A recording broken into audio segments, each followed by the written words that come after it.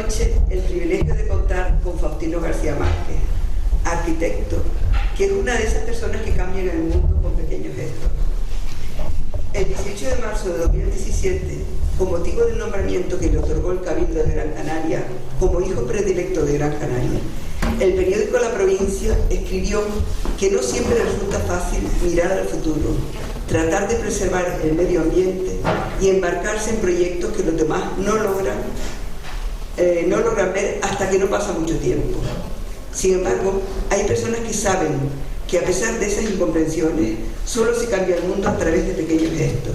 Y decían esto del arquitecto Faustino García Márquez. Durante su trayectoria profesional, su máxima ha sido ser consecuente con el espacio que habita y con la naturaleza. Ha luchado contra los efectos del cambio climático y es consciente de lo que puede suceder si no se apuesta por energías limpias y renovables en Canarias. Faustino García Márquez ha dedicado su vida en el compromiso por un territorio sostenible y ha liderado el movimiento de la plataforma contra la ley del suelo que tantas consecuencias graves tiene para Canarias. Es muy satisfactorio tenerlo entre nosotros y le hemos pedido que comparta con la escuela su análisis y su lucha, así como las últimas movilizaciones ciudadanas por un territorio sostenible y desde su reflexión haga propuestas sociales y políticas de cara a las exigencias ciudadanas en las próximas elecciones. Les dejamos pues con el rigor y la solidaridad habitual de nuestro ponente.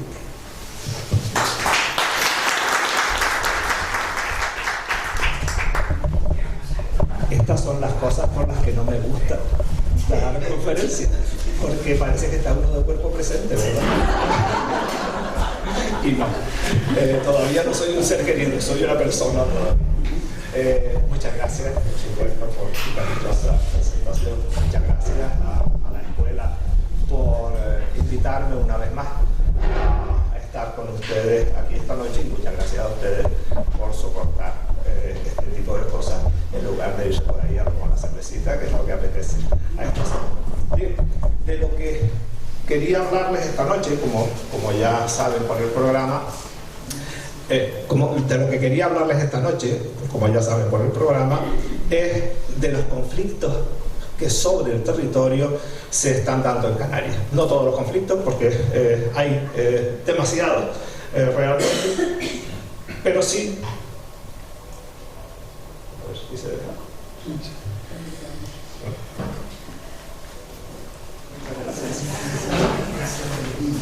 Ahora sí. Bien, entonces vamos a echarle un vistazo a 9 de los, digamos, conflictos más significativos de orden territorial que se están dando en estos momentos en Canarias en general. Hay uno de, casi todos son de Canarias por cercanía y por conocimiento, aunque hay algunos también de Fuerteventura y de Tenerife. Bien, el problema de estos conflictos, el primer problema, es que no son conflictos territoriales. Son conflictos políticos, económicos y sociales.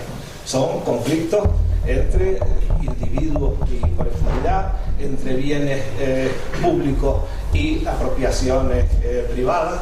Son conflictos entre dominantes y dominados. Son conflictos también complejos y largos en el tiempo y exasperados.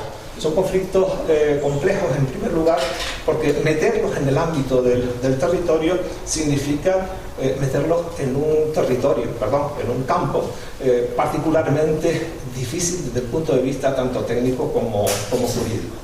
Significa también que toca, digamos, intereses directos de las personas, intereses muy cercanos a las personas.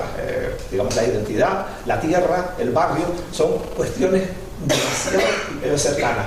Toca a un montón de niveles administrativos, 3 niveles, desde el punto de vista de la fabricación de las leyes, desde la comunidad autónoma al Estado, a la Unión Europea. 5 niveles de administraciones tienen competencias territoriales: los ayuntamientos, los cabildos, la comunidad autónoma, el Estado y la Unión Europea.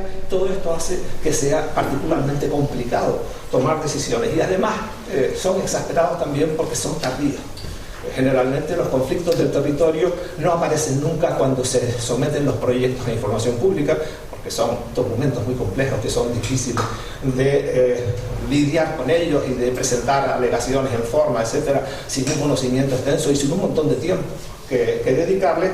Y normalmente los conflictos aparecen cuando se adjudican las obras, cuando empiezan las obras, incluso a veces cuando terminan las obras y la gente ve lo que había detrás de aquel 1,5 kilos de papel que estaba encima de una mesa. Entonces, por una razón y por otra, son conflictos que al ser sobre el territorio se complican notablemente.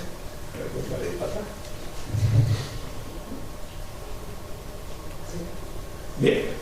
Las coincidencias prácticamente son 3. Voy a explicarles primero, digamos, por qué son conflictos políticos, económicos y sociales, porque entiendo yo, perdón, que son conflictos políticos, económicos y sociales. Luego veremos, o le daremos un vistazo a esos 9 conflictos, a las peculiaridades de esos 9 conflictos, y luego ya entraremos en las posibles soluciones, que no son tales soluciones. Por suerte, yo no tengo la llave de la verdad, y lo único que pretendo es darles unas claves de pensamiento y hablar entre nosotros, si tenemos tiempo al final, de posibles actitudes, de posibles, posiciones frente a este tipo de conflictos, frente a las elecciones que vienen, frente a los problemas cotidianos que hay en los barrios, en las ciudades. Pero bueno, la primera parte es intentar hacerles llegar por qué entiendo que estos conflictos no son conflictos sobre el territorio, sino en el territorio. En primer lugar, hay un problema de apropiación privada, que no siempre es privada, también la administración actúa como un elemento privado. Cuando hablamos de Tindaya, no hablamos de que nadie se vaya a quedar con el monumento de la montaña de Tindaya. Lo que hay es una administración, en este caso el Cabildo, el gobierno de Canarias, que quiere utilizar un monumento natural y un bien de interés cultural de una determinada forma, ajena a los valores reales que tiene ese monumento. Por tanto, también los intereses administrativos no tienen por qué coincidir nunca, o siempre, pero vamos, no tienen que coincidir siempre con el interés público y con el interés ciudadano y con el interés, digamos, de toda la población. Y también a veces actúan o se apropian las administraciones de cosas exactamente igual que un agente económico privado. El otro elemento económico en conflicto es la externalización de los gastos, o sea, hacer una inversión y que alguien haga las conexiones, haga las pasarelas de acceso, haga determinados elementos, evidentemente aumenta el beneficio de la operación y carga sobre las espaldas de todos nosotros, desde el punto de vista económico, costes que en principio no tendrían que ser, cargados por la sociedad, sino por aquel que hace una determinada iniciativa y va a obtener un determinado beneficio con él.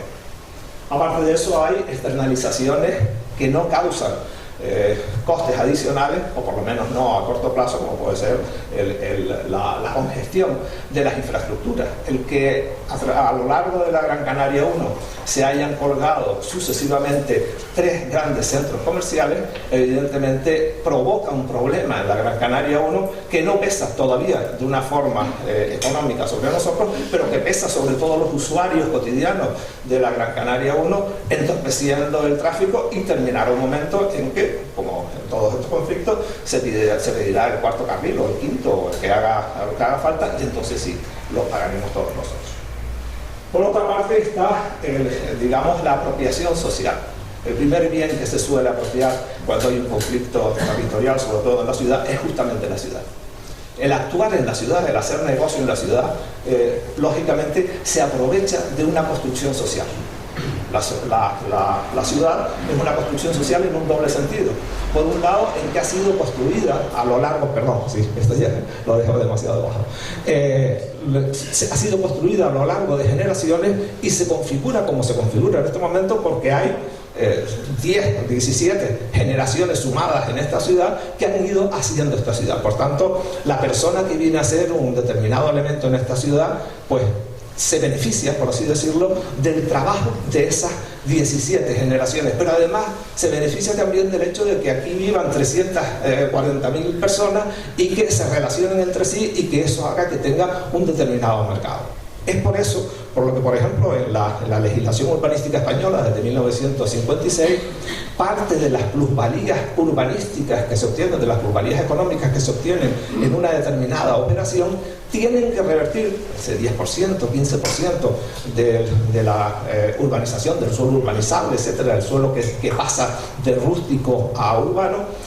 El 10 o el 15% tiene que revertir desde 1956 a la sociedad a través de su ayuntamiento, precisamente porque es la sociedad la que ha hecho posible que esa urbanización, que si estuviera en medio de la nada no tendría, digamos, mucho futuro, sí tenga un éxito económico, porque hay alrededor de ella 340.000 personas, 340.000 clientes, 340.000 solicitantes de esa vivienda. Y esa es la causa por la que siempre hay una intervención por parte de la sociedad para recuperar parte de las plusvalías por haber construido y vivido en esa ciudad. Aparte de eso, hay veces que lo que se apropia es de una calle, de un parque público, de lo que se apropian es de un paisaje, de un suelo agrario, de la riqueza de un suelo agrario, o incluso, como veremos a continuación, de un patrimonio arqueológico indígena que en principio pertenece a todos los canales. El otro conflicto, perdón, me salté. El problema de este tipo de conflictos es que no vale con que alguien se apropie de un determinado bien público o colectivo. O sea, es necesario que haya una cooperación pública. Normalmente el urbanismo o la ordenación del territorio en el Estado es también desde 1956 una competencia de las administraciones públicas. Quien único puede, digamos, ordenar en última instancia el territorio es la administración pública. Por tanto, es la administración pública quien tiene que permitir, entre comillas, generar a veces el conflicto. Hay, en principio, un principio que nos inocularon en el franquismo, en los planes de desarrollo del año 62 en adelante, que es que tenemos que pasar de la alpargata al 600. Era una obsesión de don Francisco en aquellos años. Y ese desarrollismo lo llevamos en la sangre. Yo creo que quizás en otras circunstancias es diferente, pero aquí no. El desarrollismo, sobre todo a nivel de administración pública, el poner por encima de todo, sobre todo en tiempos de crisis, evidentemente, el crecimiento económico en lugar del crecimiento, la mejora del bienestar social, que es lo que se supone, aquello que decía, entre otras muchas cosas, Adam Martín, de lo que buscaba era la felicidad de los ciudadanos. Bueno, ninguna bobería, es realmente la mejora de la calidad de vida de los ciudadanos lo que debería preocuparnos, y eso conlleva evidentemente también la mejora de la situación económica, pero no solamente el crecimiento económico, sino otras muchas cosas. Y hay demasiado gestionismo también en nuestra administración. Se supone que cuando un grupo nuevo y progresista llega a un ayuntamiento, se debería notar en su política, y parece que los absorbe con demasiada frecuencia, los absorbe la gestión, los absorbe el preocuparse excesivamente de que las cosas funcionen. Y las cosas tienen que funcionar, pero tienen que funcionar en determinadas direcciones y tienen que darse a los ciudadanos determinadas respuestas a determinados problemas que teóricamente otras fuerzas políticas anteriores o posteriores no les han dado. Entonces hay una obsesión por la gestión en lugar de la puesta en marcha de políticas innovadoras en un sentido o en el otro. Y por último, no solamente es la cooperación pública, el límite máximo de la cooperación pública es la cooperación legal. Y eso ha pasado en nuestra comunidad con la ley del suelo, con la ley 4/2017 del suelo, cuyo objetivo fundamental es utilizar el suelo como instrumento para el crecimiento económico. Es un crecimiento que todos sabemos por la forma en que se está produciendo, que es un crecimiento básicamente desigual.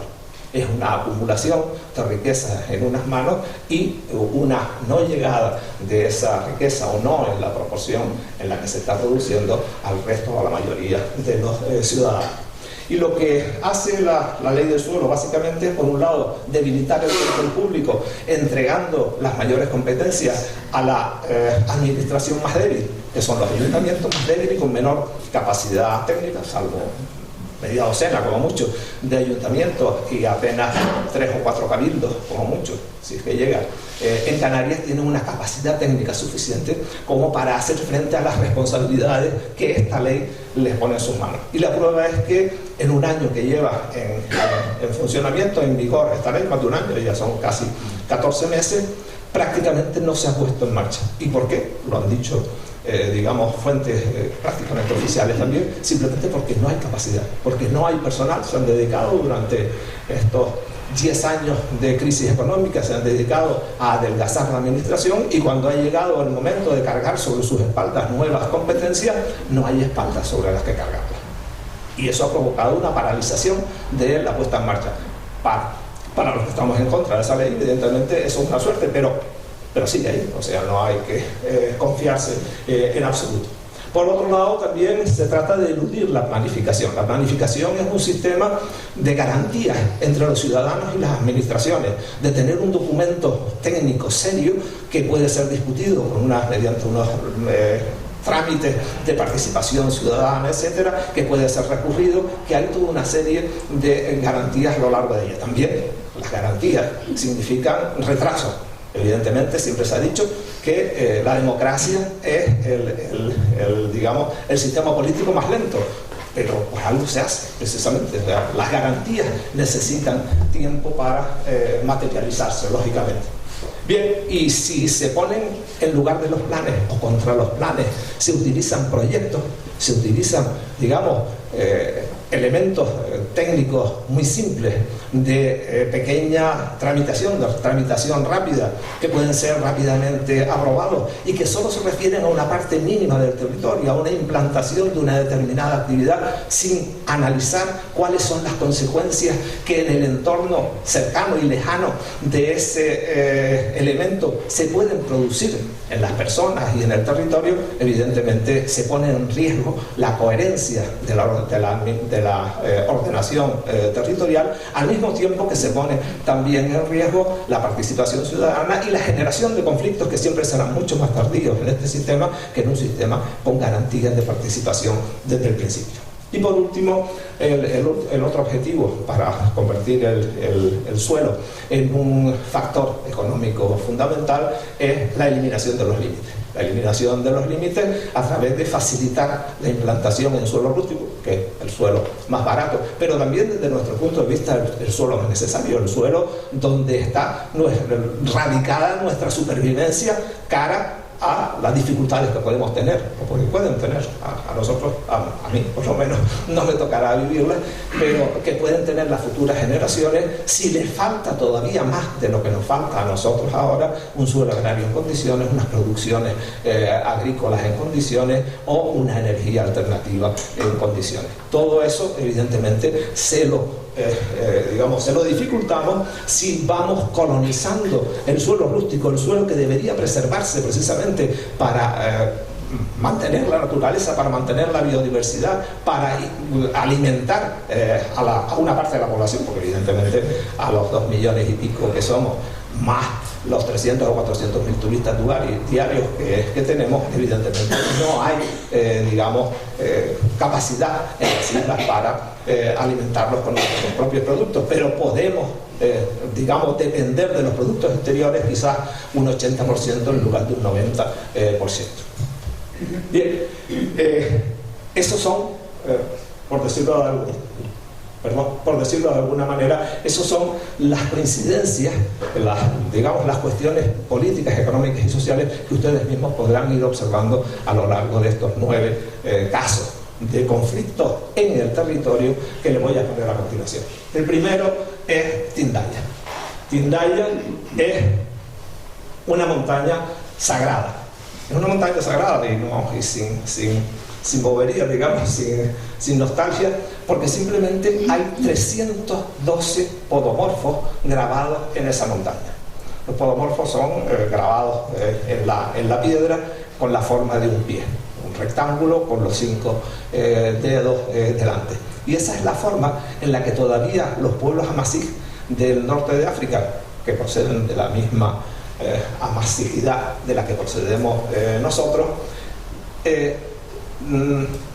dejan patente el carácter sagrado del lugar, es con la implantación de podomorfos. Y aquí tenemos 312. No es raro tampoco, porque una montaña como esta, solitaria, con esa forma tan llamativa, en medio de un llano, de un típico llano majorero, hecha de un material tan bonito como es la roca, la traquita, como veteada de esta montaña, y con esta altura, desde cuya cima en los días claros días excepcionales, se puede ver hasta el Teide y se ve Gran Canaria, hace que estos podomorfos a su vez estén también orientados precisamente en ese sentido, también para remarcar esa relación con lo desconocido, con lo divino, con lo mítico. Bien, estos son los podomorfos que tienen también tamaño de un pie humano, algunos de esos 312 podomorfos, y no son los únicos elementos arqueológicos de valor que hay en la montaña. Hay también túmulos y hay también casas de habitación en el llano alrededor de la montaña. O sea, no es solamente la montaña, es la montaña en sí y además todo su entorno el que tiene toda una riqueza, unos yacimientos arqueológicos de excepcional valor. Bueno, en un momento determinado vino invitado a las islas Chillida, el escultor vasco, y tenía una vieja idea rondándole en la cabeza, y para nuestra desgracia, y eso es subjetivo, pero yo soy subjetivo, evidentemente para nuestra desgracia vio que podía materializar ese hueco dentro de la montaña de Tindaya. La idea es hacer un agujero, un túnel que desemboca en una cámara de 50 por 50 por 50 metros, un cubo de 50 metros vacío en la traquita, y con dos chimeneas, dos agujeros hacia el cielo abiertos por donde entra la luz o se ven las estrellas o el sol en un determinado momento. Esa es la idea. Bueno, Chillida murió, pero su familia sigue, digamos, desarrollando y defendiendo sus intereses, y las autoridades, tanto regionales como insulares, están privadas con esta idea. El problema fundamental, tan privada incluso, que tengan en cuenta que este es un bien de interés cultural y es también un monumento natural en la ley de espacios naturales, o sea, tiene doble protección, cultural y natural. Entonces, lo que se hizo en la declaración de bien de interés cultural fue una chapuza insólita.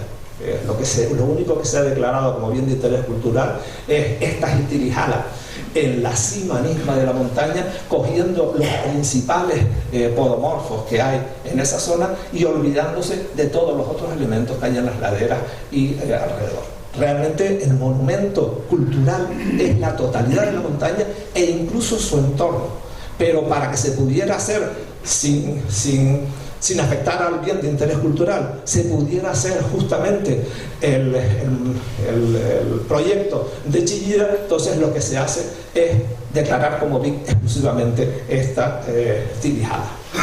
Lo que intenta Chillida es que esta sea la sensación, o sea, que uno entre por una túnel angosto, se encuentre con una gran cavidad y esa luz que procede de esos dos agujeros arriba. Bueno, esto lo hicieron los romanos en el Panteón de Agripa sin necesidad de agujerar ninguna montaña, o sea, lo construyeron, que es más lógico. Hicieron una enorme bóveda, le dejaron un agujero encima, y cuando uno entra al Panteón de Agripa, el agujero, el espacio, le produce una sensación extraña, artística, maravillosa.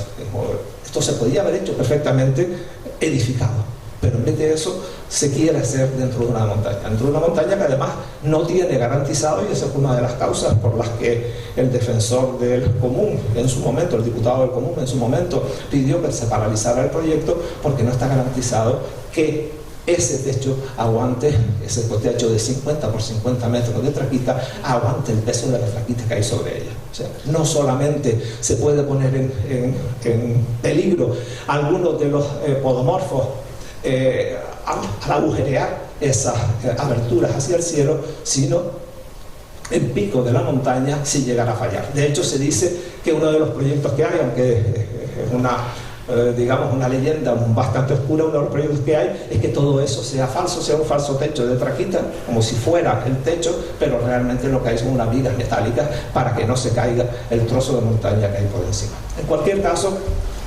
pensamos los que estamos en contra de ese proyecto que es una falta de respeto introducir dentro de un monumento como este, de carácter natural y cultural, dentro de un yacimiento como este, con la significación que tienen los podomorfos, introducir una obra ajena que se podía haber hecho en cualquier otro sitio que no tuviera estas características. Era innecesariamente irrespetuosa el coger este monumento, el coger este monumento para introducir en él una, digamos, supuesta obra artística.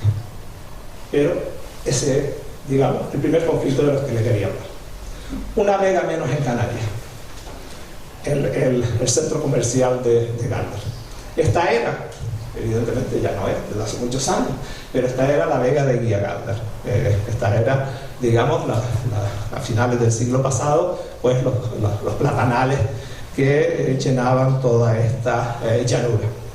En los años 90, debió ser, fue atravesada la vega por la autovía.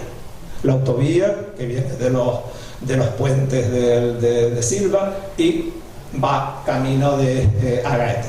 Y dividió en dos la vega, un trozo menor, pero enorme en comparación con lo que había en aquel momento. Estamos en el plan insular de Gran Canaria del año 2004. Se dedica a expansión de Galdar y expansión de Guía y de la Atalaya, y se supone que se permanecía como suelo agrario el resto de la vega que da hacia las estribaciones que llevan al centro de la isla. Bien, y lo que se pretendía en primera instancia es que la propia autovía hiciera de separación, de corte completo, brutal, nítido, entre lo que podía llegar a ser el suelo urbano o urbanizado y lo que seguía teóricamente siendo suelo agrario. Pero aquí se coló un muchacho. Aquí se coló una iniciativa de Iberdino, de los hermanos Domínguez, de hacer un centro comercial para la comarca del noroeste. Y en principio lo que dijo el plan insular es, bueno, usted haga ahí ese centro comercial, pero haga también usted esta autovía, pásela la autovía de dentro hacia el exterior para que siga siendo, con este trazado, siga siendo la divisoria entre el suelo urbano y el suelo agrario.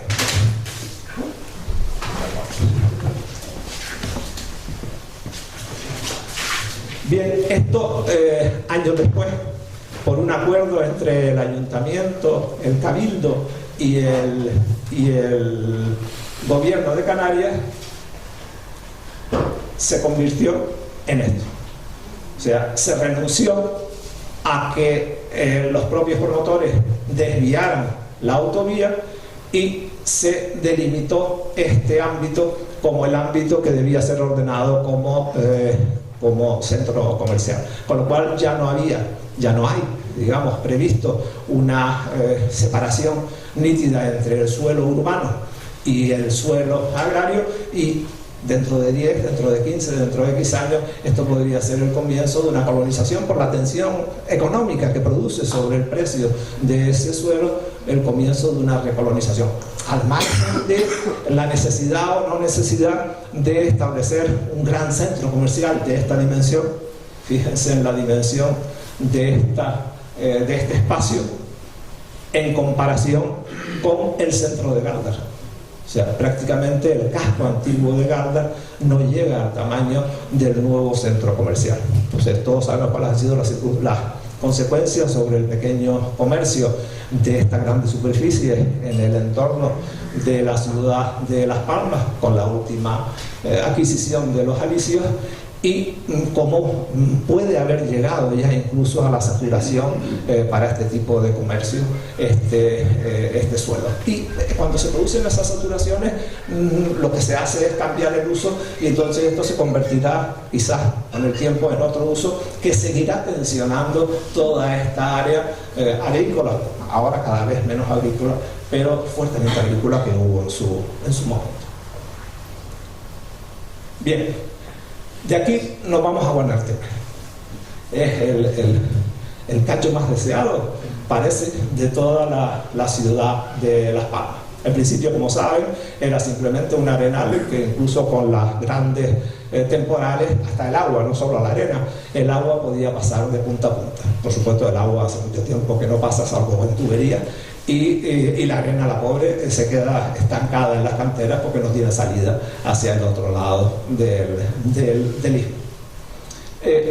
Ha habido un montón de intentos, digamos, de conquistar el istmo, de ocupar el istmo, de aprovecharse del istmo para determinadas, digamos, actuaciones, porque es goloso, está en un sitio bastante goloso. El primero fue el tren vertebrado, se acordarán ustedes, o no se acordarán porque son más jóvenes que uno, que fue muy a principios de los años 70, al final quedó en nada. Estuvo unos años ahí embelleciendo nuestra avenida marítima y por fin un buen día desapareció. Pero fue el primer intento de poner un transporte que fuera desde el fondo del muelle hasta donde fuera necesario, incluida Maspalomas, por supuesto. No importa, ya tenemos otro tren que está pensando hacer lo mismo si le dejan. El segundo intento, y este ya sí fructificó, pero fructificó cambiándose el nombre, fue el World Trade Center. Lo que se iba a hacer aquí era un gran edificio de oficinas y comercios y posiblemente alguna planta hotelera o algún dentro, pero al final se quedó en un centro comercial conocido como Mamotreto. Posteriormente apareció la Gran Marina, que por supuesto, que por suerte también no apareció, sino que pasó. Enseñó el andar de la perrita, y con la misma, en parte gracias a los esfuerzos de algunas organizaciones como el Colegio de Arquitectos y de los movimientos sociales, en parte pues, se terminó desestimando. Pero sí llegó el acuario, sí llegó el zoológico de los pescaditos, y llegó justamente en el punto en que en su día siempre se ha soñado, cualquier urbanista que haya cogido un lápiz sobre esta ciudad, una de las primeras cosas que tacha este tipo esta serie de edificios, que son edificios relativamente pequeños para lo que son los edificios de la zona, y que permitiría, al menos simbólicamente, recuperar el istmo, recuperar la comunicación entre un mar y otro, entre el mar del este y el mar del oeste de la ciudad de Las Palmas. Pues los pescaditos se nos han puesto en medio. Y además, parece ser, si Dios o el ayuntamiento no lo remedian, que también los pescaditos estarían muy felices si al lado tuvieran un hotel. Debe ser para los parientes, o en fin, ellos sabrán. Pero han pasado más cosas, o están pasando más cosas en este istmo. El ayuntamiento va a hacer con solamente 3 millones de euros la conexión entre el mercado del puerto y el acuario, pero lo vamos a pagar nosotros, no lo va a pagar el dueño del acuario, evidentemente. Y a su vez también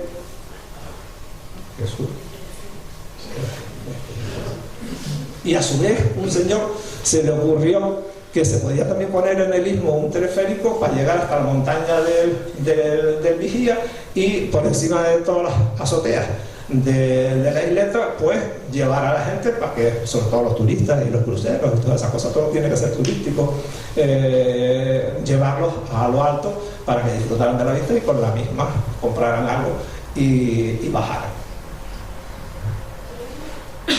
Y después ha aparecido la posibilidad de un muelle de megayates y de reparaciones y de una depuradora y no sé cuántas cosas.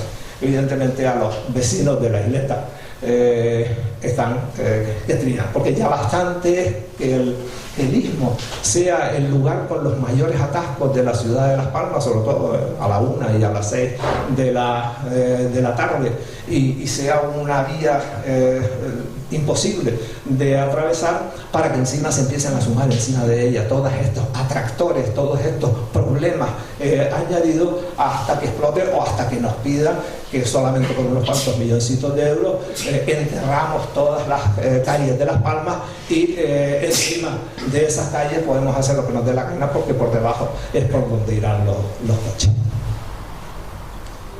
Bien, de ahí nos vamos a Las Reollas. En Las Reollas hay un hermosísimo parque. Un parque que tiene su aparcamiento, que tiene 2 campos de fútbol, que tiene una piscina, un gimnasio, toda una serie de instalaciones, y además tiene una zona verde, libre, alegre, donde los chiquillos se cansan, gracias a Dios, se cansan antes que cualquier otro parque de la ciudad, y con un poco de suerte hasta se pierden durante un par de horas. Por supuesto son recuperados rápidamente. Pero es un parque enorme desde el punto de vista de lo que estamos acostumbrados en nuestra ciudad. Son casi 140.000 metros cuadrados. Y situado en el corazón de posiblemente la zona más densa de la ciudad, con Chamán por encima, Las Reollas por un lado, el Polvorín Nuevo por el otro, y Miller por el otro. Y es, digamos, un espacio también curioso dentro de la ciudad. Es un espacio que nunca ha sido ocupado en la historia de la ciudad por la edificación. O sea, este hueco ha quedado siempre ahí. Al principio lo que había aquí, yo recuerdo de pasar en el coche de hora por la entonces carretera del norte, y lo que habían eran los cimientos de unos cuarteles que nunca se llegaron a edificar, pero ahí estaban los cimientos, y los cimientos estuvieron como 20 años hasta que llegó la bandera paracaidista y se instaló con sus cuartelitos aquí detrás, pero esto lo dejaron también libre. Había unas cosas, unas torres y unas cosas así, pero estaba también libre. Bueno, pues el Plan General de Las Palmas del año 2012 declaró como el Sistema General de Espacios Libres, por tanto al servicio de toda la ciudad, todo el espacio, incluida la ladera, incluido el ascensor que va al nivel de Chamán, incluido el aparcamiento y los campos de fútbol, etcétera. Todo es un espacio libre dotado. Pero al lado está Las Reollas, que es un barrio que tiene que ser renovado. Se está hecho con viviendas de 40 metros cuadrados de los años 50, y además todas pegadas unas a otras, una de las zonas más densas también, altamente densas de la ciudad, y se quiere renovar como se hizo con el Polvorín, se quiere renovar con otro tipo de viviendas. Eso significa que muchos de los que habitan en esa zona tienen que salir del barrio, porque no caben. Las viviendas que se van a hacer son mayores, el barrio es menos denso, y por tanto tienen que salir. El ayuntamiento tiene terrenos al lado del hospital Juan Negrín, en Tamaraceite, donde reubicar a la parte de la población que tenga que ser desplazada. Pero para facilitar la operación no se les ocurrió idea mejor que meter un bloque de viviendas dentro del parque. Este es el bloque. O sea, lo que ahora es frente de parque, aparece un bloque de 7 plantas para 150 viviendas sociales, pero viviendas de 7 plantas y de 120 metros de longitud, cerrando este espacio que todavía queda, por supuesto, otra parte sin cerrar, pero cerrando un espacio que jamás en la historia de la ciudad había sido cerrado. Este es el parque, la vista aérea del parque en su estado actual, y esto es lo que pretende ahora mismo hacer el ayuntamiento. Aquí iría el bloque de las 7 plantas, aquí va un bloque de 7 plantas ocupando parte de lo que actualmente es el patio de un colegio. El colegio se desplaza, por supuesto, a otro lado en el interior del barrio. Este campo de fútbol es llevado aquí, comiéndose parte de esa amplia y hermosa zona verde. Ahora dicen que no, que este campo de fútbol se lo llevan para Tamaraceite, pero bueno, da igual. Lo que hay aquí es una edificación en altura mucho más alta que las edificaciones actuales, que solo tienen 5 plantas. O sea, estamos hablando de una edificación de 7 plantas que se come el 40% de este frente libre, que era el único frente libre que había, repito, en la carretera del norte en todo este espacio y desde siempre. Esto es algo, la construcción en un espacio verde, que no se ha atrevido a hacer ningún ayuntamiento de Las Palmas, al menos en la etapa democrática, y que yo tenga memoria tampoco en la etapa de la dictadura. Los espacios verdes son casi la única zona sagrada, recordemos a Tintaya, que queda en las ciudades. Si se rompe ese juramento, por decirlo de alguna forma, ese respeto a lo que es una zona verde, sobre todo una zona verde como esta, que sirve lo mismo a la gente de alrededor como a la gente de la ciudad baja, que no tiene un espacio como este en toda la ciudad baja, etcétera, etcétera. Si se rompe ese juramento, entonces se puede romper cualquier cosa. Mañana nos puede aparecer un edificio de 4 plantas en medio del Parque San Telmo o encima de la calle de las Canteras. Es decir, no hay límites. Y yo soy de los que piensan que tanto en el crecimiento como en la ciudad, como en la relación de los ciudadanos entre sí, siempre tiene que haber límites. Tejeda. Los laureles de Tejeda. Tenemos la manía de que los árboles son elementos del mobiliario urbano y que en un momento determinado cogemos un árbol que molesta porque empieza a crecer demasiado y a meterse sin pedir permiso por las ventanas de los ciudadanos, etcétera, etcétera, porque a lo mejor fue mal planificado, a lo mejor ese árbol no tenía que haber ido en ese sitio porque ese no era el sitio para ese árbol, pero bueno, y entonces ese árbol se corta, se tala y se quita de ahí como quien quita un banco o quien quita una papelera de la calle. Pero resulta que los árboles son seres vivos, que los árboles son, digamos, elementos que han tardado años, a veces hasta siglos, en llegar a una determinada altura, y que además tienen un montón de beneficios de carácter ambiental, de carácter sanitario, sobre todo de carácter de bienestar humano. O sea, no hay cosa mejor que uno pueda saborear que sentarse a la sombra de un arbolito, sobre todo en verano, con el fresco, te baja la temperatura a 3 o 4 grados respecto de lo que hay todo alrededor, te limpia el aire, te da la sombra y además te acompaña casi como un ser vivo y se llena de pajaritos y de porquerías, evidentemente, que te pueden caer encima, pero ese es el riesgo de ser feliz. O sea, si uno es feliz, no se puede quejar porque le caiga una cagadita de pájaro encima de lo.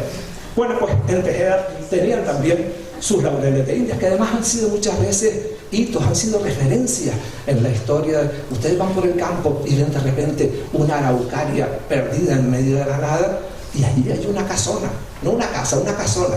Y el señor de la casona quiso dejar constancia de que allí estaba su casona y para que todo el mundo lo supiera, plantó la araucaria. Y la araucaria se ve desde 20 kilómetros de distancia y todo el mundo sabe que allí está la casa, la casona de fulanito, porque él la marcó. Incluso aquí lo tienen en la Plaza de Heralda, hay media docena de araucarias, enormes araucarias. ¿Por qué? Porque querían marcar el sitio de la plaza, el centro de la ciudad. Bueno, pues los laureles de Indias que nosotros conocíamos no como laureles de Indias, sino como árboles bonitos, el árbol bonito de nosotros, el árbol bonito. Aquí también había árboles bonitos, había. Un buen día, estos árboles bonitos que ven ustedes aquí, que todavía eran jóvenes, pero que ya daban su buena sombra y creaban su buen paisaje, fueron podados, arrancados y sacados de él. ¿Por qué? Porque se quiere hacer esto. Esto es una plaza que lo mismo podía estar en Tejeda, que podía estar en Milán, que podía estar en cualquier pueblito inglés. O sea, esto es moderno. Moderno significa arbolitos poquitos, terrazas muchas, superficie pavimentada, toda la que ustedes quieran. Eso es lo que significa, digamos, una plaza moderna, quitándole, digamos, parte de lo que ha sido la historia, por decirlo, corta en este caso, pero en otros casos larga, y para un niño de 10 años es la historia de Tejeda, a fin de cuentas es su historia. Quitarla simplemente pues para dejar más espacio para sentar turistas, para hacer negocios, que todo es muy loable, pero no tiene por qué hacerse siempre con el espacio público y con la memoria de una ciudad.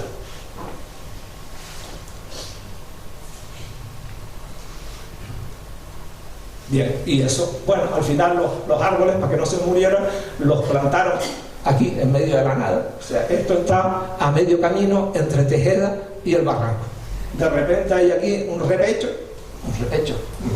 perdido, ya digo, en un terreno, y ahí han plantado a los pobrecitos árboles, que eso sí, vistas tienen todas las que quieran. O sea, tienen el ventanal arriba, el núcleo a la izquierda, es una preciosidad para los árboles, pero nadie ve a los árboles porque nadie pasa por este terreno. Pero bueno, ahí están vivos, esperando que alguien los desplante y los trasplante donde puedan hacerle un favor a la humanidad, que es darle sombra. Bien, disparar con pólvora del rey se ha dicho siempre de cuando uno se pega un lujo con el dinero no con su dinero, sino con el dinero de otro. En este caso del rey. Del rey no, pero de nosotros sí.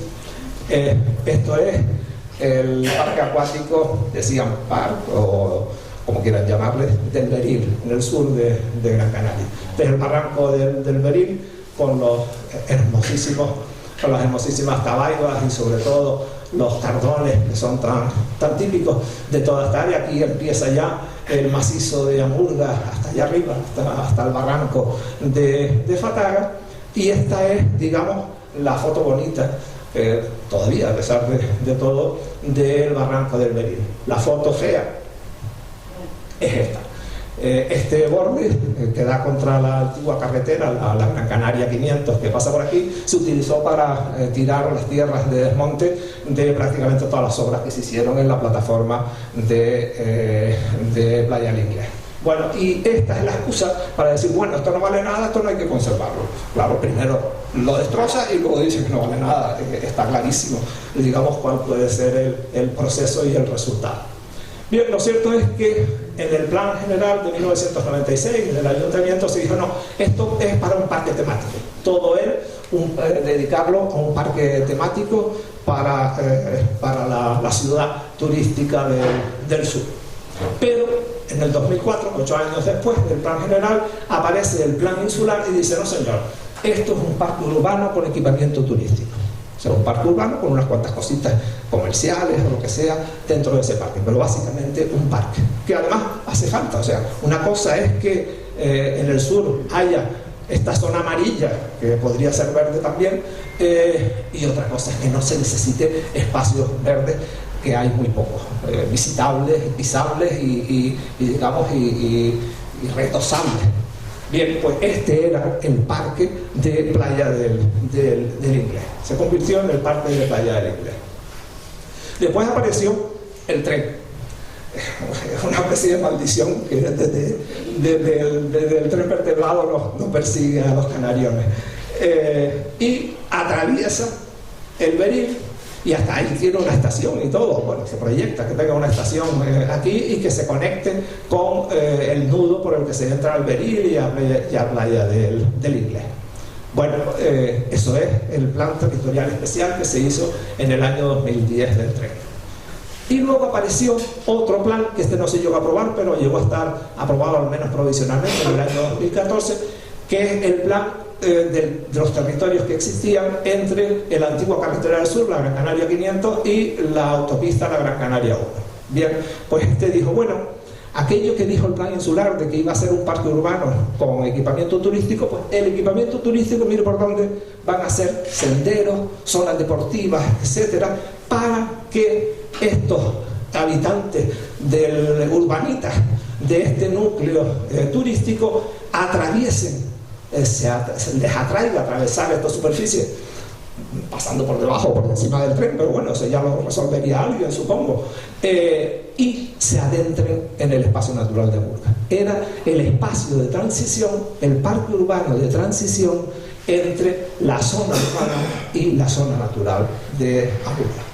Pero no contaron con el señor Kiesling, que quería hacer ahí un parque acuático, y con el gobierno de Canarias, que privado su juicio, en el año 2015, en noviembre de 2015, aprueba un decreto aplicando un malvado artículo de la ley del suelo, diciendo que, bueno, que suspende el plan insular, que decía que esto tenía que ser un parque urbano, y el plan territorial especial, que decía que por aquí pasaba el tren, porque aquí lo que va a haber es, y se queda así la cosa como en suspense, lo que diga un plan que le llaman plan de modernización y mejora de la competitividad turística.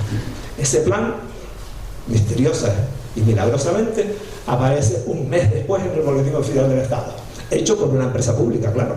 A todas estas, esto lo que nos dice es que hay que cambiar el plan insular, y eso cuesta un montón de dinero, que hay que cambiar el plan territorial parcial, que decía que solo un parque urbano, y eso cuesta un montón de dinero, que hay que cambiar de sitio la vía del tren en el proyecto, y eso cuesta un montón de dinero. Todo eso no importa, eso lo paga la casa. Y lo que se va a hacer aquí es un parque acuático junto con una cosa que hasta ahora no había aparecido nunca, un hotel, porque esta vez sí consiguió. Si todavía no lo ha conseguido respecto a los pescaditos, respecto a las piscinas, aquí sí lo consiguió los promotores de este parque acuático. Por supuesto, el parque acuático no deja un cartón vivo, porque todos son piscinitas y cositas de estas que le gustan a la gente, por lo visto, en los parques acuáticos. Como no he ido nunca, porque me da vergüenza exhibirme en bañador en sitios que no sea estrictamente la playa, pues bueno, no sé cómo es, pero los he visto de fuera y más plástico que agua. Bueno, y a todas estas tiene su rotonda de entrada, a las instalaciones, y esta rotonda de entrada, según el propio plan que hizo el gobierno a través de la empresa esta, pues tenía que ir a cargo del promotor. Bueno, pues resulta que este acceso, que cuesta 1 millón y pico de euros, se ha adjudicado por parte del Consorcio de Renovación de la Ciudad Turística del Sur, de Maspalomas, se ha adjudicado a costa de dinero del Cabildo, con el beneplácito del Cabildo, o sea que lo vamos a pagar también nosotros, para que los señores turistas y no turistas puedan entrar, no gratis, al parque acuático. Bien, pasamos ya, si no estoy equivocado, al penúltimo, el macromuelle de Agaete, que para que no se me olvide, el sábado a las 12 hay una manifestación que sale del Parque de San Telmo en contra del macromuelle de Agaete. Bueno, este era el muelle de Agaete. Por eso digo el más grande que Jaiga, porque aquí también hay un Jaiga. No sé qué van ustedes. Se decía que esa era la forma en que se compraba un coche por parte de un animalito de Dios. Cuando entraba decían, ¿qué coche quiere? Dice, el más grande que Jaiga. Ese es el muelle. Y aquí también queremos el muelle más grande que Jaiga, y lo vamos a hacer, o lo van a hacer, mejor dicho, en Agaete. Este pequeño muelle, un buen día, se vio ampliado porque había también otro señor que quería hacer la travesía de Agaete, Gran Canaria a Tenerife, por la vía más corta de Agaete al puerto de Santa Cruz de Tenerife. Y entonces se hizo esta obra, que como verán es casi tan grande como el casco de las Nieves, y además cierra lo que hasta entonces el muelle, hasta entonces era un muelle vertical que dejaba la playa abierta a ese tremendo paisaje del Roque Faneque y de la Cola del Dragón que va bajando hasta casi la entrada de la aldea.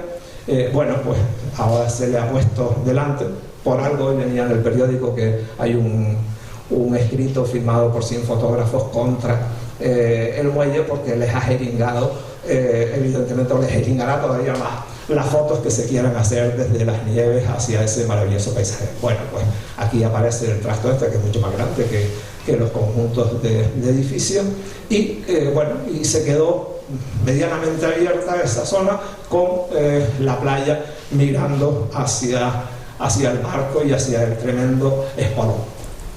La ampliación es esta. La ampliación consiste, bueno, primero les explico por qué la ampliación. En un momento determinado hay otra naviera, no solamente Fred Olsen, que quiere hacer el mismo trayecto. Y Puertos Canarios, que es del gobierno autónomo, empieza a darle larga porque Fred Olsen quiere tener, digamos, la facultad de dejar a su barco durmiendo todas las noches en Agaete para que a primera hora de la mañana salga para Tenerife, etc. Y como solo hay un atraque, pues no quiere que nadie le quite ese atraque.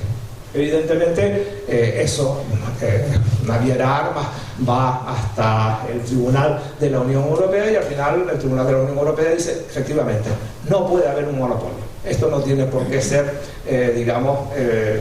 al servicio exclusivamente de una única naviera que haga esa travesía. Pero había dos soluciones. Una solución era el muelle de uso compartido. Pues miren, los lunes, miércoles y viernes le toca dormir a uno y los martes, jueves y sábados al otro, y cuando uno se va el otro llega, etcétera, etcétera. Y no pasa nada. Imagínense ustedes que esto se pusiera en el aeropuerto de Las Palmas y que en vez de las dos pistas que hay, incluida la militar, pues tuviera que haber 40 porque cada compañía quiere tener su pista de despegue propia e indivisible. Oiga, pues no. Y además, esa gracia cuesta 44,5 millones de euros, que no es ninguna bobería. Y además va a cerrar todavía más la entrada de agua a la zona de la playa, va a cambiar el paisaje, que actualmente solamente es en cuanto a pequeñas embarcaciones, etcétera, lo va a ampliar todavía hasta aquí, va, por supuesto, a dotarse aquí de una plataforma donde van a ir restaurantes, comercios, etcétera, que a su vez serán competidoras del tejido comercial que ya hay en las nieves, etcétera, etcétera. Bien, que van a ver ahora, es el muelle actual con la abertura que tiene para airear, por decirlo de alguna forma, el agua frente a la playa, y este es el crecimiento. Entonces vean cómo aquí se cierra todavía más esta abertura y esto queda casi, yo diría que casi peor que las alcaravaneras, que ya es decir que todavía mantiene unos ciertos valores, pero casi más encerrada que las alcaravaneras. ¿Por qué también se dice? Bueno, pues porque se está haciendo también el cacho, falta por hacer, o sea, se va a hacer el cacho de conexión a la aldea. Ahí hay mucho túnel y mucho desmonte. Esos desmontes, si no se tiran aquí tan cerquita, que puede dar un beneficio, habría que llevarlos hasta como mínimo el muelle de Las Palmas, con lo cual la compañía que tenga adjudicado esto se ahorra un buen pastón. Y por otra parte hay unas promociones turísticas también en la aldea, donde todavía no había llegado. Hay una promoción de un grupo relacionado con unas clínicas privadas, que son estas, que ya están aprobadas, etcétera. Y después hay, bienvenido Mr. Marshall, hay un grupo de americanos que están pululando por el sur prometiendo el oro y el moro en un sitio y en otro, y el último sitio por donde han ido a prometer un proyecto ecológico, por supuesto, y sostenible, hasta ahí podríamos llegar, es precisamente la aldea. Pues esa apetencia de desarrollo turístico, junto con el mayor beneficio que puede tener el verter los excedentes de movimientos de tierra tan cerca de las obras, es lo que puede también ayudar a gastarse esos 44,5 millones. Y por supuesto eso ha provocado una reacción no solamente de los agaetenses, sino también de bastante más gente en la isla de Gran Canaria y fuera de ella. Las viviendas turísticas, las viviendas vacacionales, era un fenómeno que no existía prácticamente hace 5 años, por lo menos en esta isla. Pero en 2017, según un informe de la Consejería de Turismo, hay en Canarias 434.000 camas turísticas legales, con todos sus permisos en orden, unas 120.000 ilegales, pero que todo el mundo sabe que están por ahí, pero que están fuera de cuenta, porque eso ya se calculó desde el año 1990 por Eduardo Cáceres. Se calculó que el 27%, que había un 27% más de camas ilegales en Canarias que las legales. Bueno, y además de eso, han aparecido en los últimos años 131.000 viviendas vacacionales. De esas 131.000 viviendas vacacionales, solo 18.000 son legales. Las restantes 113.000 son ilegales. No tienen ninguna cobertura absolutamente, ni ninguna autorización reclamada. Y además el municipio de Las Palmas concentra en la isla de Gran Canaria el mayor número de viviendas vacacionales. Adivinen dónde, evidentemente, en Guanarteme, al lado de la playa, y en el centro histórico, al lado de los monumentos, digamos, que tenemos en él. Y además, el municipio de Las Palmas, la oferta en camas, bueno, ahora mismo tiene un 37-75%, casi un 40% de la oferta de camas turísticas en Las Palmas son en viviendas vacacionales. El resto son los hoteles, apartamentos, etcétera, que todos conocemos. Y además esa oferta en solamente 3 años ha subido un 69,05%. Un 70% ha subido en solamente 3 años. Con lo cual la espiral que se puede generar ahí es brutal. ¿Cuál es la consecuencia de este tipo de intromisiones en medio de un barrio residencial? Básicamente son dos. En primer lugar, el choque entre dos culturas absolutamente incompatibles. O sea, el turista es turista. Si vuelve a las 3 de la mañana, al día siguiente no tiene que levantarse a las 7 para llevar a los niños al colegio.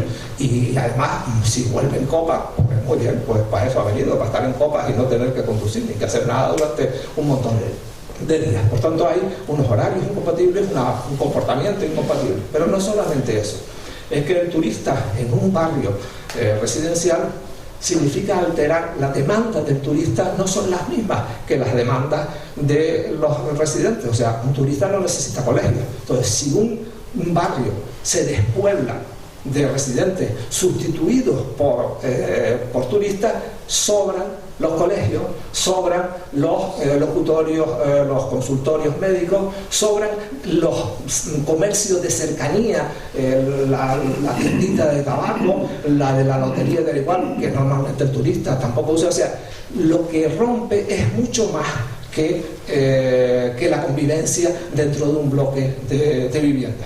Y lo que rompe además con la expulsión, porque lo que provoca esto inmediatamente es que el propietario de un piso, ¿verdad?, dentro de la lógica humana, o sea, no se trata de que hay aquí unos perversos propietarios que van a machacar a quien encuentre, pero de repente a un propietario de un piso que lo está alquilando le dicen: no, mira, puede ganar 5 veces más o 10 veces más alquilándoselo a esta gente en lugar de a quien se lo estás alquilando. Automáticamente ese señor intenta, como sea, desprenderse de su inquilino, y si viene un residente pidiéndole el precio del piso, le da el precio de lo que dicen que le va a dar o lo que le da el alquiler turístico. Entonces, lo que se produce es una expulsión de población.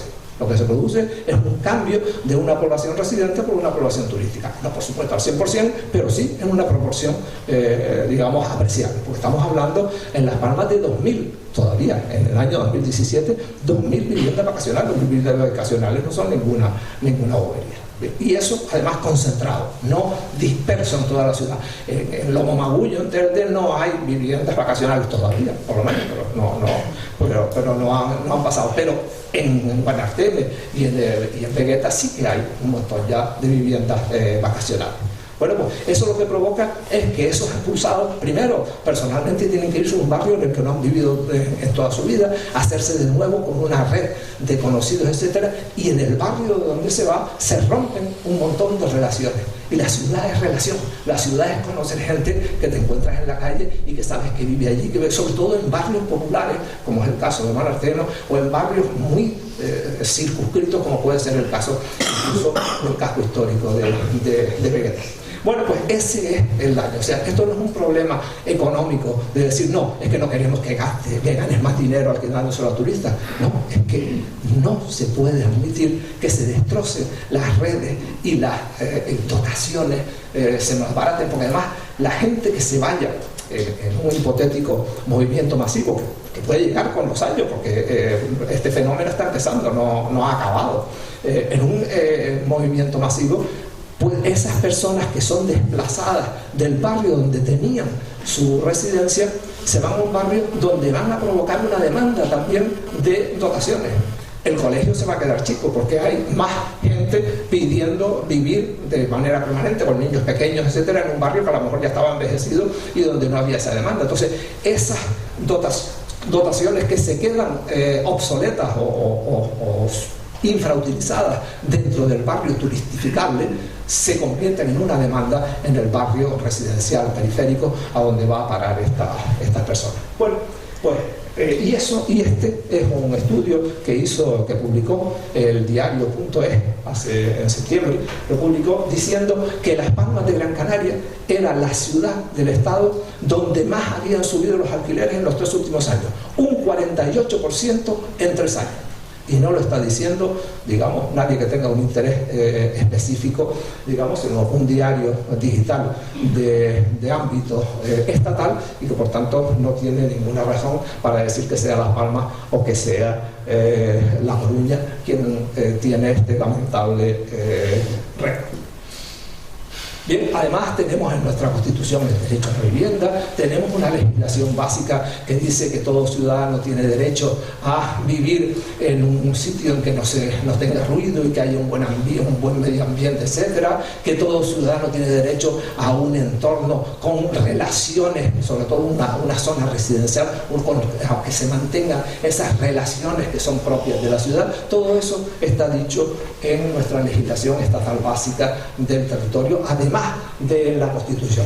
Y tenemos un plan general del año 2012 que dice que dentro de un edificio colectivo de vivienda no puede haber alojamiento turístico, no lo puede haber sino por debajo de las plantas donde haya vivienda y además con su acceso y sus escaleras y sus ascensores independientes totalmente de la vivienda. ¿Por qué? Para evitar el conflicto de modos de vida poco compatibles o absolutamente incompatibles.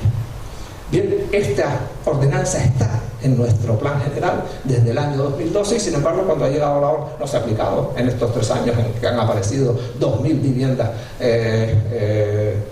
turísticas en Las Palmas, la mayor parte de ellas en edificios de viviendas colectivas, y ahora que se le pide por parte de la plataforma de territorio sostenible, se le pide al ayuntamiento que la aplique, y dice no, un momento, voy a modificar el plan general para decir que las viviendas vacacionales son alojamiento turístico, porque si no, no puedo aplicar esta ordenanza a las viviendas vacacionales. Dios, o sea, necesita poner en el plan general por escrito que un elefante es un elefante. Pues estamos listos. O sea, necesita decir que las viviendas vacacionales son alojamiento turístico. Bueno, da la impresión de que es una forma de quitarse un montón de encima, de salir bonito en la foto y de seguir mareando la perdiz hasta Dios sabe cómo. El problema no es viviendas vacacionales sí, viviendas vacacionales no. El problema es poderes públicos canarios, administraciones canarias, ordenen esto porque está causando daño. Está causando daño a los ciudadanos.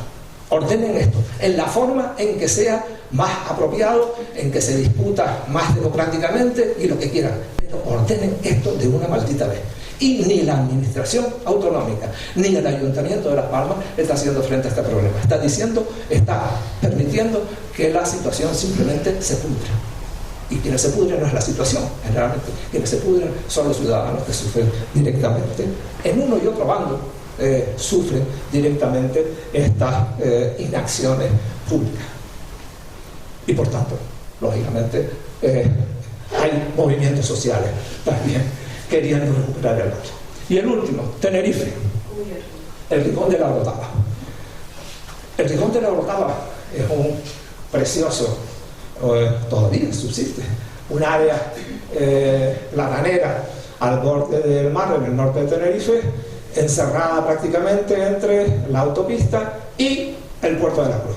Aquí es donde los pobres se equivocaron al nacer y al plantar las plataneras, porque en los años, a principios de los 90, hubo una iniciativa de crear en el Rincón quitar las plataneras, evidentemente, y crear unos campos de golf y unos establecimientos turísticos, etc. Se formó una plataforma, un movimiento popular contra la desaparición de este paisaje agrario singular, y se consiguió que en 1992 el Parlamento de Canarias aprobara una ley en la que decía que ese paisaje agrario había que conservarlo y que le correspondía al gobierno de Canarias hacer el plan especial para ordenar ese ámbito, para permitir que el paisaje siguiera existiendo, y que tendría que formarse un consorcio con las tres administraciones, el gobierno de Canarias, el ayuntamiento y el cabildo, para gestionar la puesta en práctica de ese proyecto. Se encargó, bueno, el proyecto se encargó y el gobierno de Canarias tardó 5 años en tener el proyecto, pero bueno, por lo menos a los 5 años apareció el proyecto, el plan especial.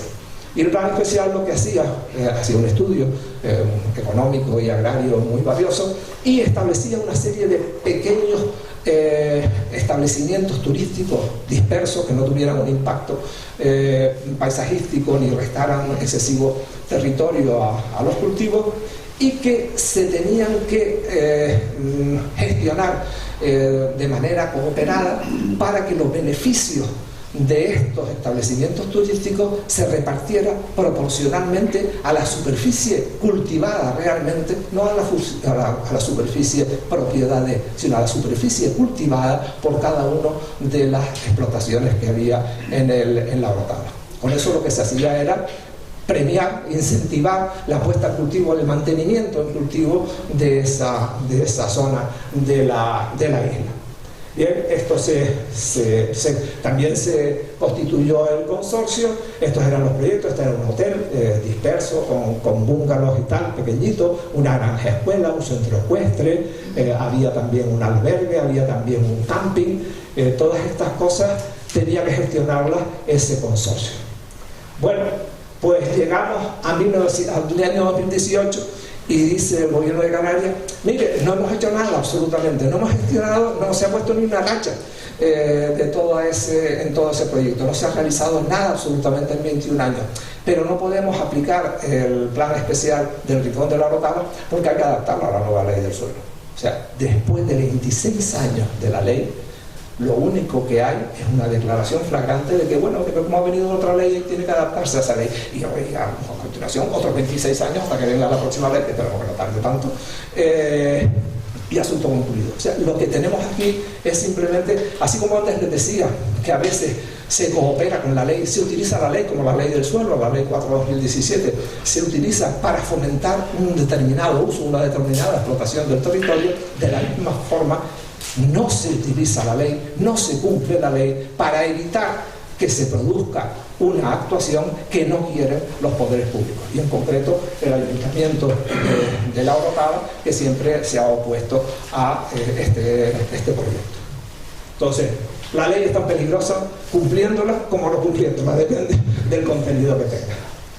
Bien, y a todas estas, si no son estas las necesidades de Canarias, ¿cuáles son las necesidades de Canarias? Las necesidades de Canarias las tenemos todos claritas. Las necesidades de Canarias están en uno de los mayores índices, me parece que el segundo, de desempleo del Estado, los bajos salarios, en la larga jornada, en las condiciones pésimas de trabajo, en el elevado índice de pobreza, especialmente infantil, en la falta de asistencia no dependiente en el sistema sanitario peor valorado del Estado. Estas son las necesidades. Y además tenemos otras necesidades, digamos, casi les diría no tan importantes como estas, porque estas afectan a las personas, pero tan importantes como estas, como es la conservación de un patrimonio natural y de un patrimonio cultural, sobre todo indígena, que se nos va de las manos, sobre todo con el cambio climático, con los expolios, con la falta de atención cultural.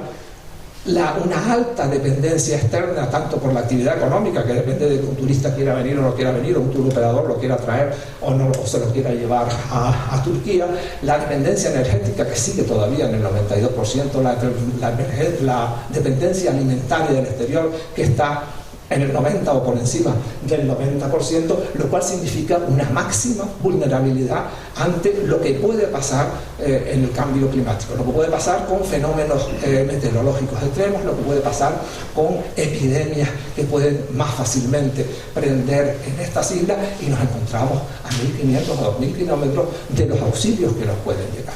Y no tenemos forma de sobrevivir sin ese puerto funcionando, importando cosas. No tenemos forma de sobrevivir, yo creo que ni una semana.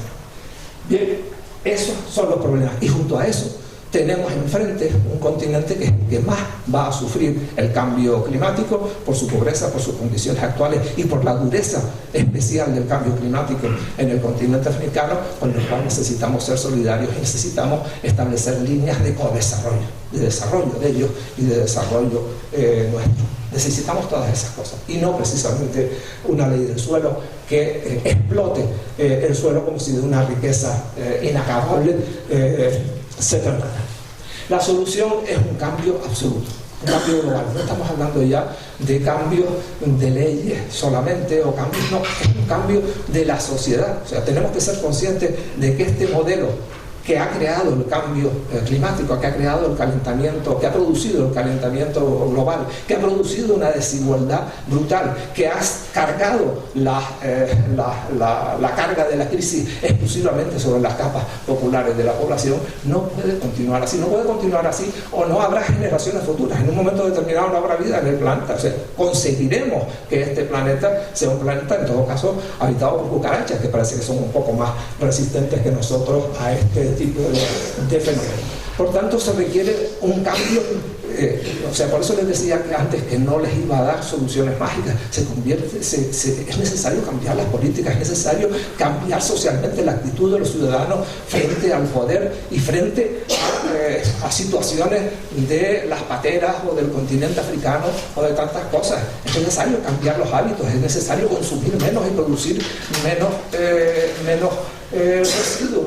Es necesario cambiar nuestra forma de vivir. Evidentemente no lo vamos a hacer en 5 días, ni lo vamos a hacer en 5 ni posiblemente ni en 50 años, pero necesitamos hacerlo porque tenemos plazo. O sea, con el desarrollo sostenible y el cambio climático y la lucha contra el cambio climático, que son los dos elementos que forman, que suman ese cambio global, el cambio climático es el que nos pone plazo. El cambio climático está poniendo plazos continuamente, y seguimos incumpliendo los acuerdos de París y de 10.000 sitios, y nos quedamos tan contentos, y seguimos usando el coche todos los días con una sola persona, y seguimos dejando el chorro abierto, y seguimos dejando la luz encendida, porque en Canarias, por ejemplo, nuestra contribución a los gases de efecto invernadero son la energía eléctrica y son los vehículos y el transporte terrestre.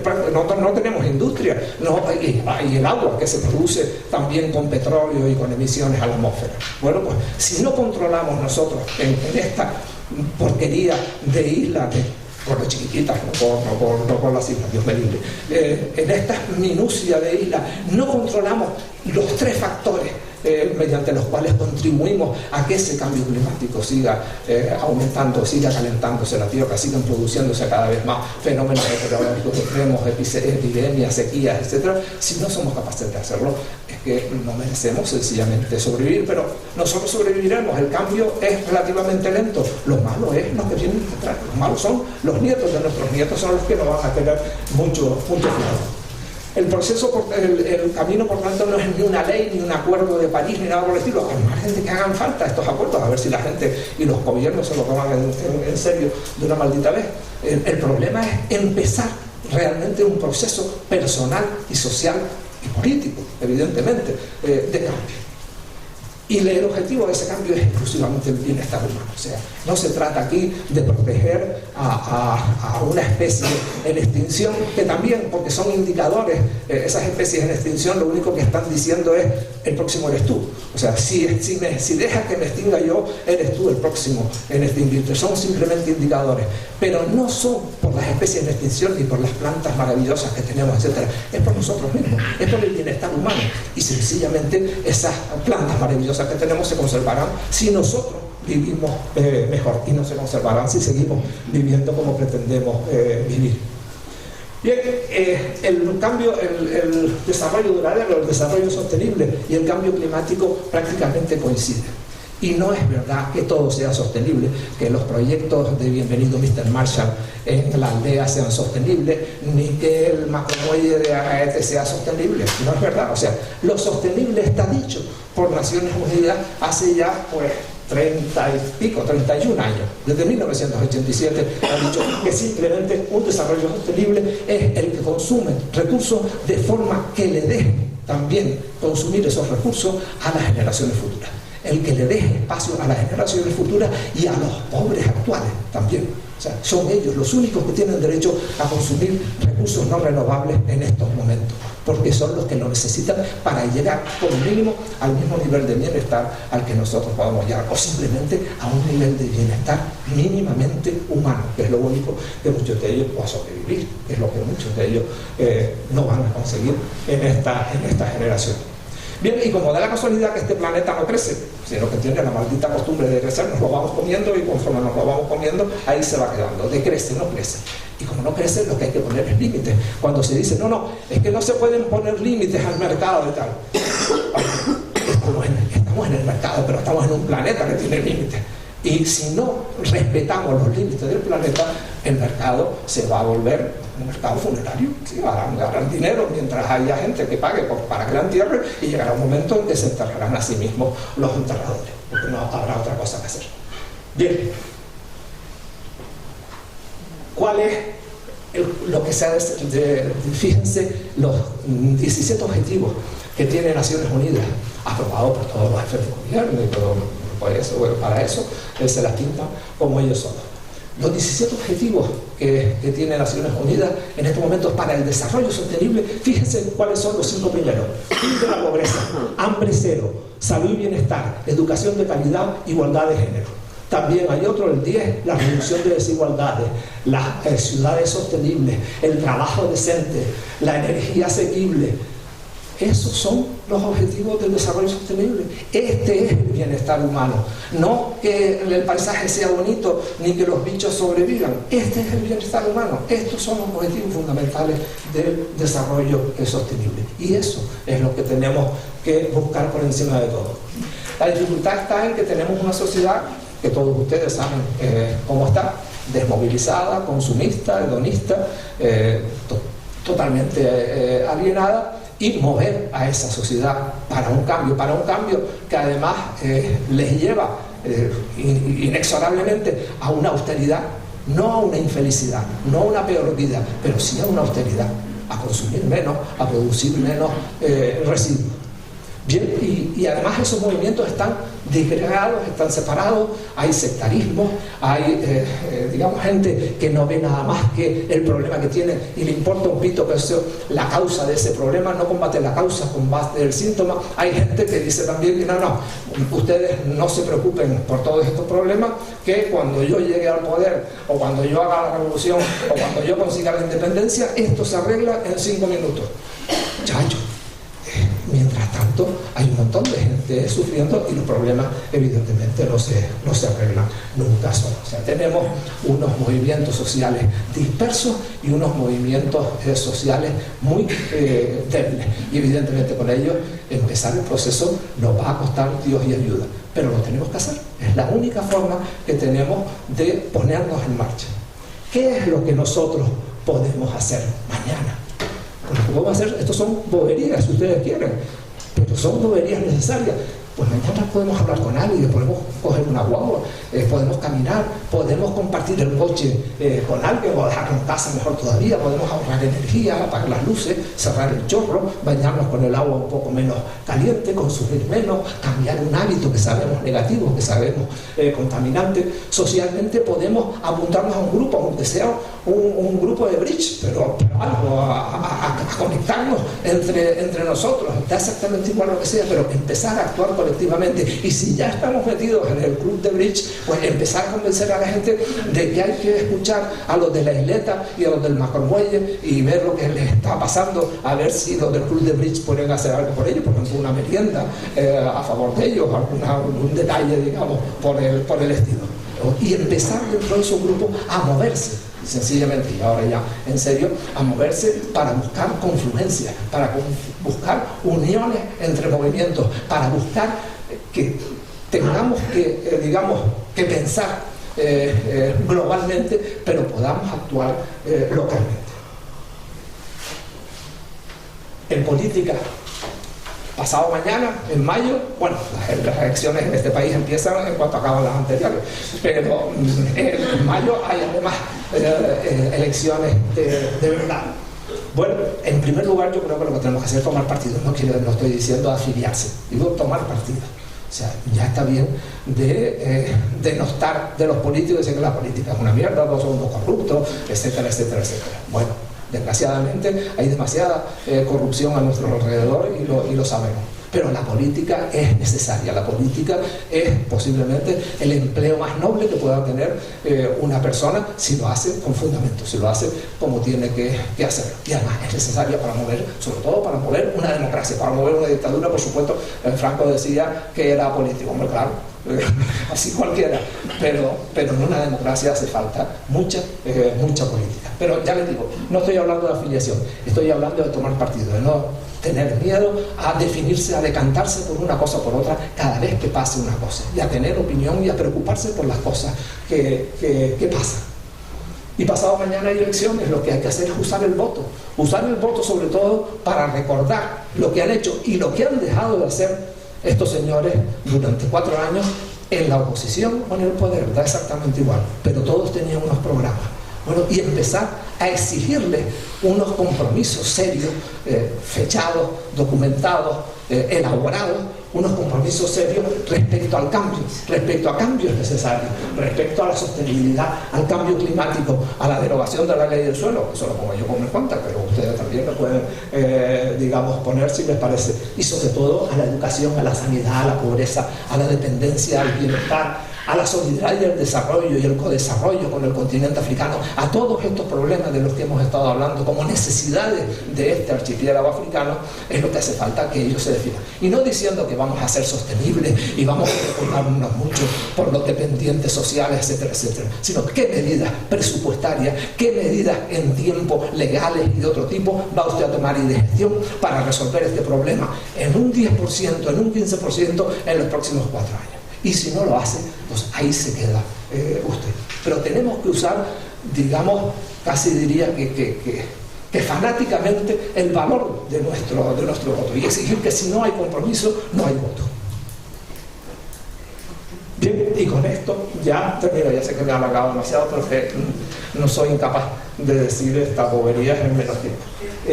El precio que tenemos, si no cambiamos el precio de fracasar, como dijo ya Erich Hobsbawm, un historiador inglés hace bastantes años, si no transformamos a la sociedad, es la oscuridad, simplemente. Y no creo que queramos eso ni para nosotros, ni sobre todo para generaciones futuras. Gracias.